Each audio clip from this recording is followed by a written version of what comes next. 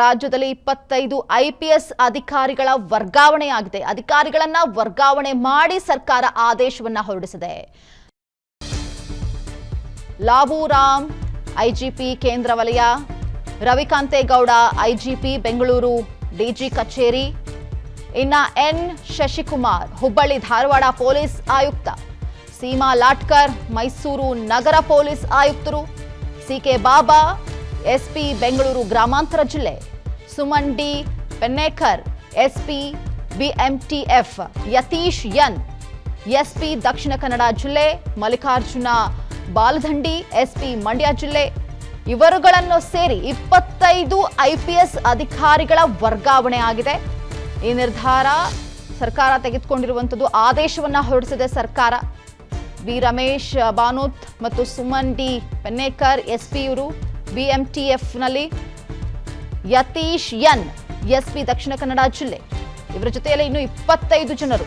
ಇನ್ನು ಮಲ್ಲಿಕಾರ್ಜುನ ಬಾಲದಂಡಿ ಎಸ್ಪಿ ಮಂಡ್ಯ ಜಿಲ್ಲೆ, ಇವರೆಲ್ಲರನ್ನೂ ಕೂಡ ವರ್ಗಾವಣೆ ಮಾಡಲಾಗಿದೆ. ಇವರುಗಳನ್ನ 25 ಜನರು, ಇವರ ಜೊತೆ ಸೇರಿ 25 ಜನರನ್ನ ವರ್ಗಾವಣೆ ಮಾಡಲಾಗಿರುವಂಥದ್ದು. ಸರ್ಕಾರ ಆದೇಶವನ್ನ ಹೊರಡಿಸಿದೆ. 25 ಐಪಿಎಸ್ ಅಧಿಕಾರಿಗಳ ವರ್ಗಾವಣೆ ಆಗಿದೆ. ಎನ್ ಶಶಿಕುಮಾರ್ ಹುಬ್ಬಳ್ಳಿ ಧಾರವಾಡ ಪೊಲೀಸ್ ಆಯುಕ್ತರು. ಸಡನ್ ಡಿಸಿಷನ್ ಅನ್ನ ಸರ್ಕಾರ ತೆಗೆದುಕೊಂಡಿರುವಂಥದ್ದು. ಎಲೆಕ್ಷನ್ ಆದ ನಂತರ, ಲೋಕಸಭಾ ಎಲೆಕ್ಷನ್ ಆದ ನಂತರ ಈ ನಿರ್ಧಾರಕ್ಕೆ ಸರ್ಕಾರ ಬಂದಿದೆ.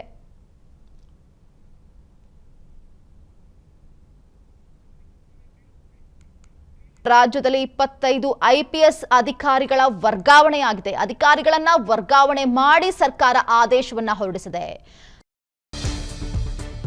ಲಾಬೂರಾಮ್ ಐಜಿಪಿ ಕೇಂದ್ರ ವಲಯ, ರವಿಕಾಂತೇಗೌಡ ಐಜಿಪಿ ಬೆಂಗಳೂರು ಡಿಜಿ ಕಚೇರಿ, ಇನ್ನ ಎನ್ ಶಶಿಕುಮಾರ್ ಹುಬ್ಬಳ್ಳಿ ಧಾರವಾಡ ಪೊಲೀಸ್ ಆಯುಕ್ತ, ಸೀಮಾ ಲಾಟ್ಕರ್ ಮೈಸೂರು ನಗರ ಪೊಲೀಸ್ ಆಯುಕ್ತರು, ಸಿಕೆ ಬಾಬಾ ಎಸ್ಪಿ ಬೆಂಗಳೂರು ಗ್ರಾಮಾಂತರ ಜಿಲ್ಲೆ, Suman D Pennekar SP BMTF, Yatish N SP Dakshina Kannada ಜಿಲ್ಲೆ, ಮಲ್ಲಿಕಾರ್ಜುನ ಬಾಲದಂಡಿ ಎಸ್ಪಿ ಮಂಡ್ಯ ಜಿಲ್ಲೆ, ಇವರುಗಳನ್ನು ಸೇರಿ 25 ಐಪಿಎಸ್ ಅಧಿಕಾರಿಗಳ ವರ್ಗಾವಣೆ ಆಗಿದೆ. ಈ ನಿರ್ಧಾರ ಸರ್ಕಾರ ತೆಗೆದುಕೊಂಡಿರುವಂತದ್ದು, ಆದೇಶವನ್ನ ಹೊರಡಿಸಿದೆ ಸರ್ಕಾರ. ಬಿ ರಮೇಶ್ ಬಾನೋತ್ ಮತ್ತು ಸುಮನ್ ಡಿ ಪೆನ್ನೇಕರ್ ಎಸ್ಪಿ ಇವರು ಬಿಎಂಟಿಎಫ್ನಲ್ಲಿ, ಯತೀಶ್ ಎನ್ ಎಸ್ಪಿ ದಕ್ಷಿಣ ಕನ್ನಡ ಜಿಲ್ಲೆ, ಇವರ ಜೊತೆಯಲ್ಲಿ ಇನ್ನು 25 ಜನರು. ಇನ್ನು ಮಲ್ಲಿಕಾರ್ಜುನ ಬಾಲದಂಡಿ ಎಸ್ಪಿ ಮಂಡ್ಯ ಜಿಲ್ಲೆ, ಇವರೆಲ್ಲರನ್ನೂ ಕೂಡ ವರ್ಗಾವಣೆ ಮಾಡಲಾಗಿದೆ. ಇವರುಗಳನ್ನ 25 ಜನರು, ಇವರ ಜೊತೆ ಸೇರಿ 25 ಜನರನ್ನ ವರ್ಗಾವಣೆ ಮಾಡಲಾಗಿರುವಂಥದ್ದು. ಸರ್ಕಾರ ಆದೇಶವನ್ನ ಹೊರಡಿಸಿದೆ. 25 ಐಪಿಎಸ್ ಅಧಿಕಾರಿಗಳ ವರ್ಗಾವಣೆ ಆಗಿದೆ. ಎನ್ ಶಶಿಕುಮಾರ್ ಹುಬ್ಬಳ್ಳಿ ಧಾರವಾಡ ಪೊಲೀಸ್ ಆಯುಕ್ತರು. ಸಡನ್ ಡಿಸಿಷನ್ ಅನ್ನ ಸರ್ಕಾರ ತೆಗೆದುಕೊಂಡಿರುವಂಥದ್ದು. ಎಲೆಕ್ಷನ್ ಆದ ನಂತರ, ಲೋಕಸಭಾ ಎಲೆಕ್ಷನ್ ಆದ ನಂತರ ಈ ನಿರ್ಧಾರಕ್ಕೆ ಸರ್ಕಾರ ಬಂದಿದೆ.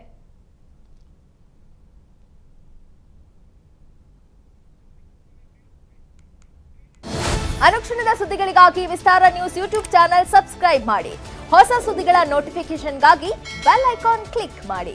ಲೇಟೆಸ್ಟ್ ಅಪ್ಡೇಟ್ಸ್ಗಾಗಿ www.vistaranews.com ವೆಬ್ಸೈಟ್ಗೆ ವಿಸಿಟ್ ಮಾಡಿ. ಅಂಗೈಯಲ್ಲೇ ಜಗತ್ತಿನ ಸುದ್ದಿ ತಿಳಿಯಲು ವಿಸ್ತಾರ ನ್ಯೂಸ್ ಕನ್ನಡ ಆಪ್ ಡೌನ್ಲೋಡ್ ಮಾಡಿ.